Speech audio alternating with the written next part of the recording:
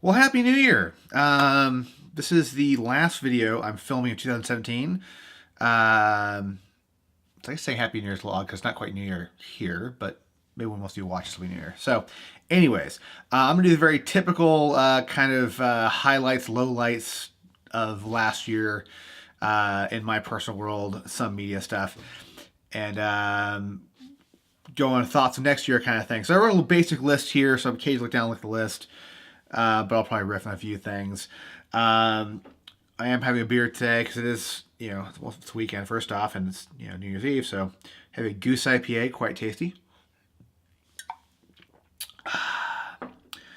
Probably a lot less that next year. I need to eat a little healthier, drink a little less. I've been drinking a lot this year, which I probably shouldn't be laughing about, but yeah, whatever. It's I like beer. It's just a lot of calories. It's not very good for me. But oh, so tasty.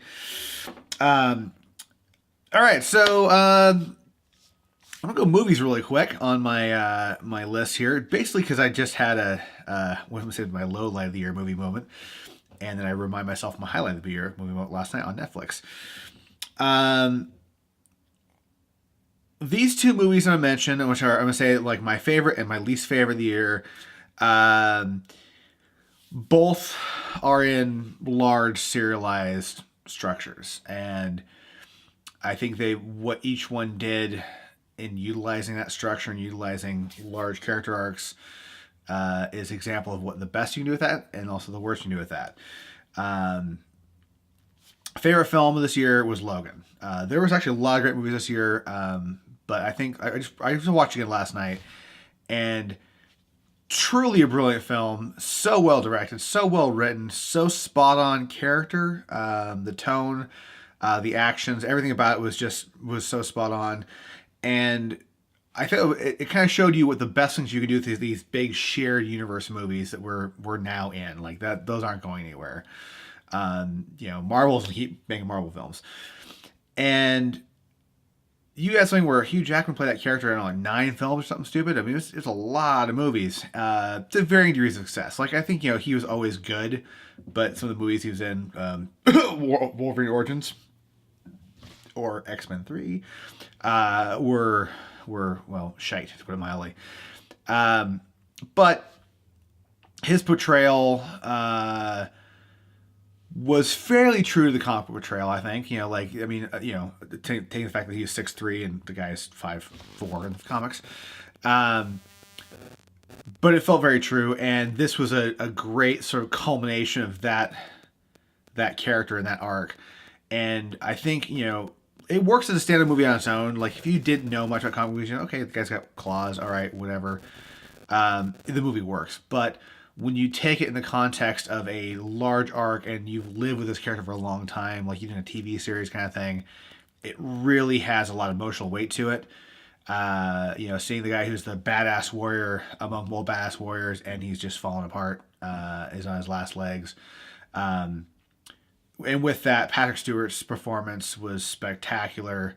I just, like the emotional weight of that too, of any movie where you show people who are losing control of their faculties, that's a lot of weight to it. I think that's kind of one of the scariest things out there you can have is Alzheimer's. When your brain is no longer functioning properly, and you throw that with that character that's really all he is his mind. That was a heavy weight to it, and a lot of that's just it's a culmination of a long arc. To throw that with my least favorite film of the year, which is no surprise if you follow me on social media, is the new Star Wars film. To me, I know a lot of people loved it, and I'm not going to no any spoilers here, but I felt like Rian Johnson just didn't give a shit about what happened before in the previous movies. Like, didn't care about the tone, didn't care about the character arcs, didn't really care about literally the way the previous movie ended. Like, the way the previous movie ended, he turned that into a joke, and a really just shit joke as far as I was concerned. So much about the way the characters acted didn't ring true to me. Didn't ring true to the history of the characters, to the large arcs. At least to me. I understand a lot of people will complain that there's, hey, you're fanboying out, or you're putting more things on there that should be on there. But I just like watching the movie. I walked out going, what the hell was that? And I didn't go in any preconceived notions. I went there with this literally like flat. I went same thing like Rogue. When I walked in, I'm going, I don't know what I'm gonna see. I'm just gonna, like, I think after the prequels and what George bastardized to the original trilogy with all the weird added effects, I don't walk in the movie with high expectations. I just walk in to go see it. I don't walk in going, it's gonna be amazing. It's gonna be horrible. I just walk in to go see it, see what's gonna happen. And that's one movie I probably will never watch again. Unless it's on a plane, I'm stuck with it. But like, I will never pay to watch that movie again. And his next trilogy, I'm like zero excitement for it. I just felt like everything he did was not thought out in terms of arc. It was just kind of like, I want to have, and this actually ties into another little quick thing about movies. This would be a long video, I'm going to say right now. After I watched the movie, I was watching some other reviews, and people were kind of complaining about stuff. And one of the comments the guy made, as a filmmaker, had made about this was that a lot of modern films are basically designed around like big set pieces. Big action scene, big action scene, big action scene, big action scene, and we don't care what happens in the middle. It's just an excuse to get to a big action scene. And that's kind of what I felt like watching that movie. Whereas Logan didn't feel like that at all. I mean, there were some big fight scenes, but it wasn't like the moments in between weren't just like filler going, well, when the claws would come back out, like, no, the claws coming back out were cool, but they weren't overshadowing the dialogue. It wasn't more important dialogue at all. Actually, that Logan was actually the dialogue was the important part. Like the looks in the eyes were the important part. The action scenes were there to serve the movie, and I felt like the last Star Wars was just emblematic of all the other crap action movies, DC Comics. That are just like, I got an idea, so cool, I want to see this. Shoehorn in a movie, like we'll just make a movie around this idea I have. And yeah, so that was my highlight and lowlight films. There are a lot of great movies out there and probably a lot of crap ones I didn't see. But the ones I saw, like, that was my least favorite. And the ones that like hold water. Like I think Logan will go down as like Dark Knight, where you can keep watching it every couple of years and it's like holds up. So there you go. Gotta for my phone, my little list here of what else is going here. And this is just jump around like mad here. So next up, my favorite gear of the year. No surprise, the one I'm using right now, the GH5. Is this the best camera I own? No. I take best image quality? No. Like I own 4 other cameras.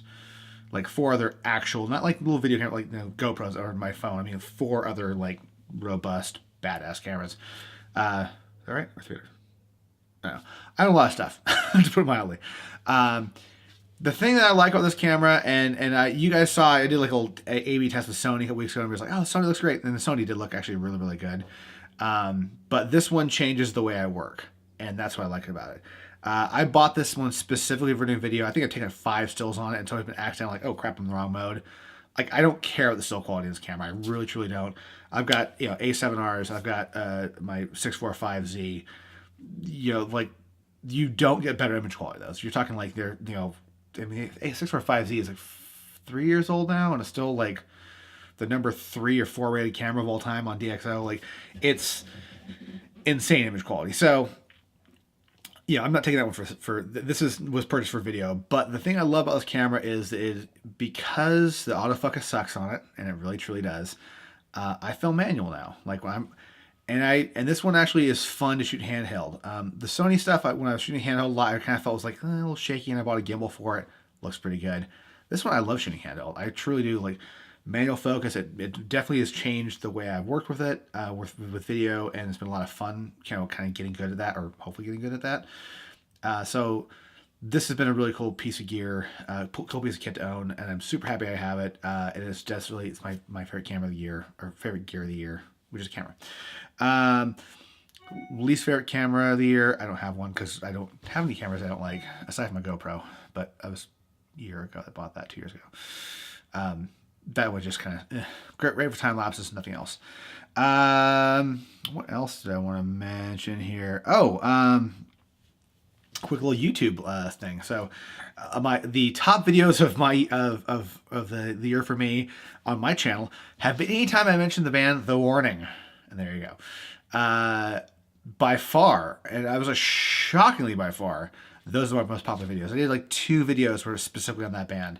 after I got back from Mexico, and those blew up as far as numbers go. Like even more popular doing like tours of Rick's drum kit, which is I thought would be pretty huge. And those are I got a lot of views on those things, but the warning videos were gigantic.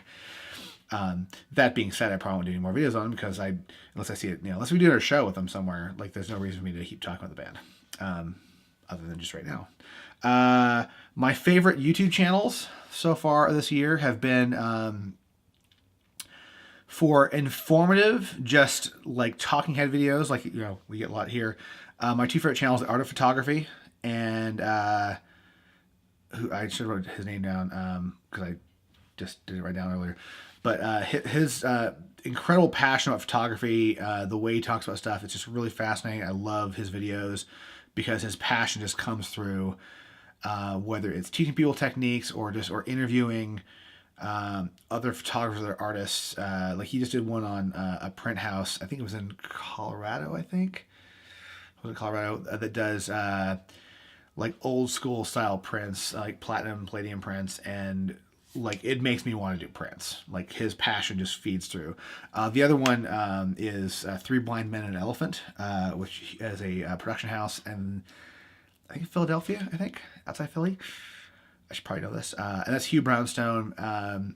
Hugh is a filmmaker, but he also does some gear reviews, like really good gear reviews, and probably like the most awesome talking head videos. Like I can literally just listen to that guy talk for hours. Whenever he has a video up, I'm like so excited just because like the way he talks, the tone of his voice, everything about his videos are just fantastic. And I absolutely love his channel. One of those guys that like both those guys actually I hope I get to meet on a tour somewhere. Like I can arrange. Hey, I want to buy you guys a coffee and just talk their ear off for 10 minutes because they're both really cool people. On the vlog side of things for vloggers, Peter McKinnon. Like his work is beyond inspiring. One of the most cinematic vloggers. I realize like I will never be that cinematic of vlogging because like my life is a little too dull. Like I'm like here's me making coffee in this in a cinematic way.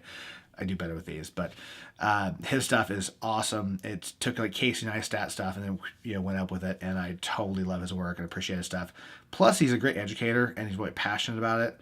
And I love anybody who's passionate about teaching something. Like that's so much fun is when you see somebody has a cool idea and they don't want to keep it themselves. They want to go, I want the world to know this, how to do something. Like I love that. So those three channels are my three favorite YouTube channels of the year. What else is on my year-end list here?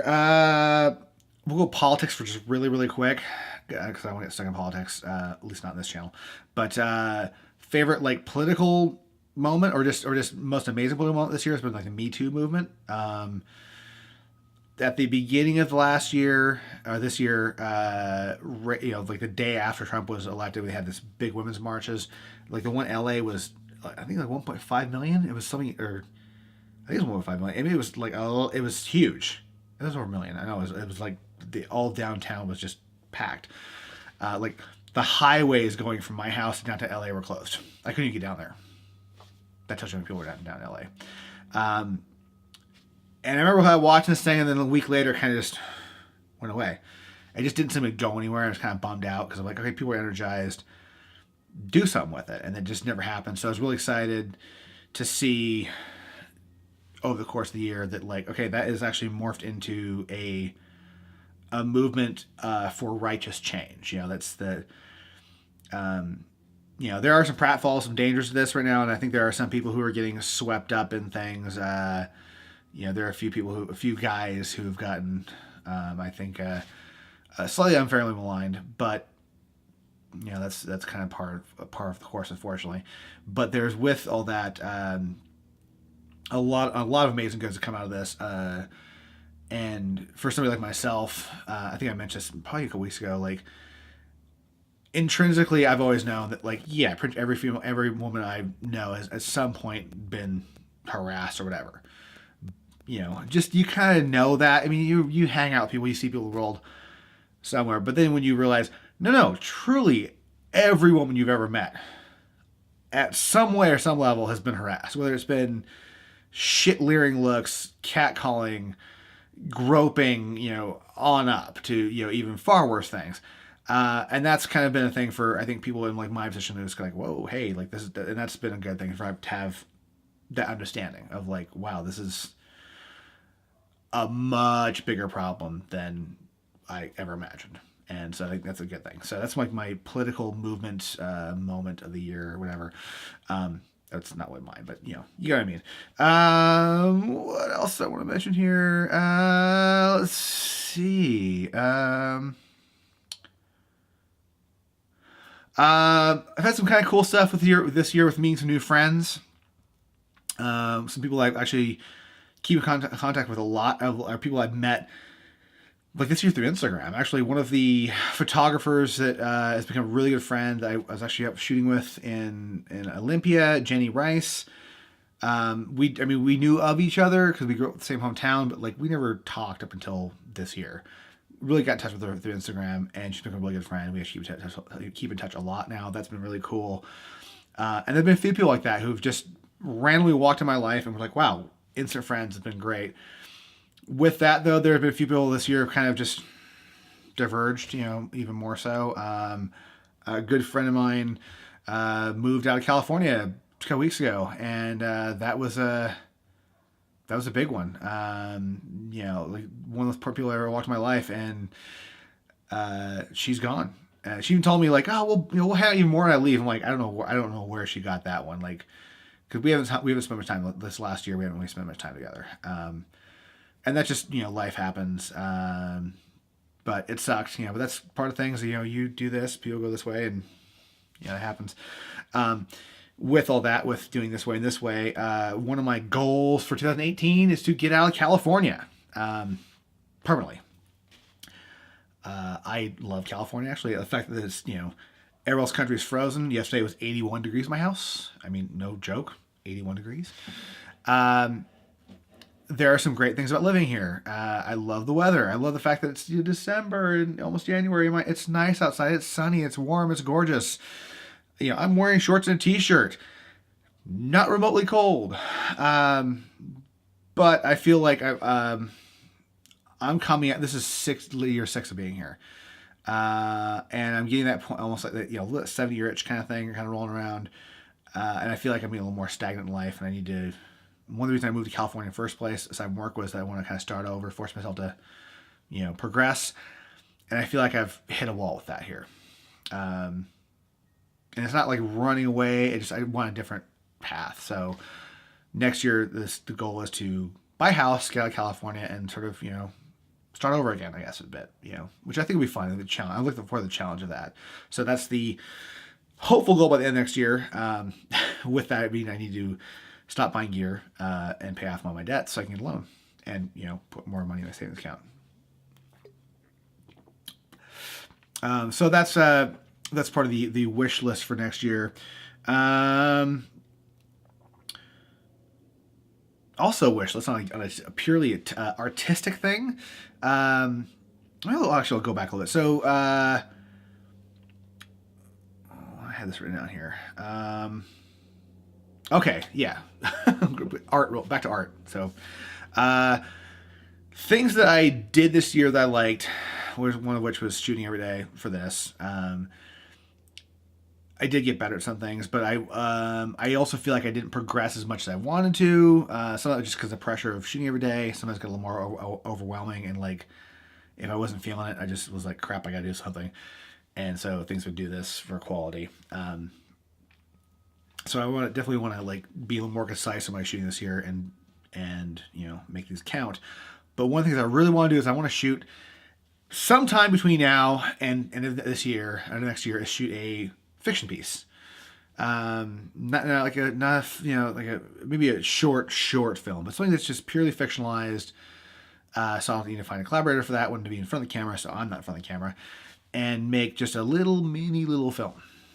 You know, whether it's 2 minutes long, just something that's a little short, fictionalized, that's purely fictionalized, that has nothing to do with reality, nothing to do with me as a filmmaker. Just that's one of my goals this year, is to make a short film. Also, as a still photographer, this year I did not shoot squat. I really didn't. Like I looked at my Lightroom catalog, like, oh god, there's not much in there, and sorry, And that's something that I want to change for next year. My favorite things to shoot are with people. Like I'm not like I don't do like travel photos that much. Landscapes kind of bore me unless there's a person in it. Um, One of the things that the drags living up mountains is there's not a lot of people around a lot, so I don't go out and shoot very much. So next year the goal is to do more shooting. Also, I want to do more conceptual stuff, more fashion stuff. I love shooting fashion. It's like if I had to do one thing, or one tiny thing, it would shoot fashion. It's so much fun. I love doing that. It's just it's a challenge. It's interesting. I love the people. It's very collaborative. So that's what I want to do more of next year. Hopefully, I've got a lot of stuff booked at time wise, so I got to somehow shoehorn that in. But that's definitely a artistic goal. And one more artistic goal, which is with video. I want to try shooting anamorphic. I don't own the anamorphic lenses. This would be a massive pain in the ass unless you're using actual anamorphic lenses. The adapters seem like it's really daunting to me, but I want to try shooting anamorphic, even if it's just for a day. I think it'd be kind of cool to try shooting vlogging anamorphic if possible. Sure, it'd be hell for focus, but it'd be kind of fun to give it a shot. So that's like my film goal for next year. Aside from like art stuff and making better projects, I just want to try one of this out. So there you go.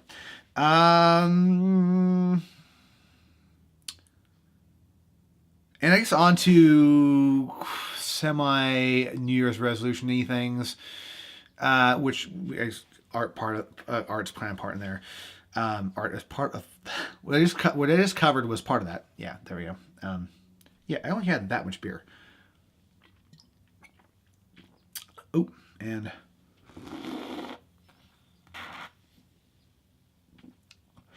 crap. All right. They clean up later. So, yeah. Don't set the glass beer bottle down too hard on your desk. All right, so one of the things that, like, I can always look back in the last year and go, I wish I would have done that. Like, I don't live life with regrets per se, just because I feel like if I change any one decision between now and when I was born, I'd be in a different spot. Like, like everything had to be the way to be right here at this exact moment. And for the most part, I'm happy with where I am. I don't I'm not miserable. I live in a nice house or weird house, roof above my head. I have groceries. I have beer. Life's good. I have a great job. But the last year, I wish I had been a little more physically active, a little less beer, a little more working out, because I got a little out of worse shape than I wanted to be pushing when I'm walking to 40. It happens. So this next year, I'm not giving myself any New Year's resolutions like, I'm going to stop drinking altogether, go vegan, and, work every day, because that just doesn't work. But there will be a goal to be more active, drink less, and hopefully be a little better shape next year. So that's going to be just a life goal as I transition to my 40s to be a little more active, a little less sedate, a little less time on the couch. Although, damn you Netflix and damn you YouTube, because it makes it so easy just to hit play and 4 hours later realize you haven't done squat. So I think I kind of went over. I guess. Wow, this is like 20-some minutes already. So there you go. That's like my my year end. Looking back, looking forward. If you have any comments, I'd love to hear them. Like, anything you guys are looking forward to next year, or loved or disliked about this last year. Try to keep your comments somewhat positive at all possible. You can direct stuff at me negative. It's fine. I don't care. Like, you can rip on me all day long, but I'd rather keep the commentary wars this way as opposed to between the two. Anybody. Although nobody's really gotten pissy with anybody else on my page, so I appreciate that. I just realized whenever you ask for like, what's your biggest, worst thing about last year, politics comes into play really quick, and then people get really polarized really quick. So maybe we'll try it. How about non-politically? What's your thoughts of last year and this year? What are your hopes, dreams? There we go. That's the question. That's the question of the day. Question of the year. Taking politics out of the equation, because that leads to. Politics in person is great. Politics online, not so much. Like, I think all the conversations need to happen, but when you sit face to face, that way people don't throw out insults they wouldn't do if they're sitting across from somebody. Yeah.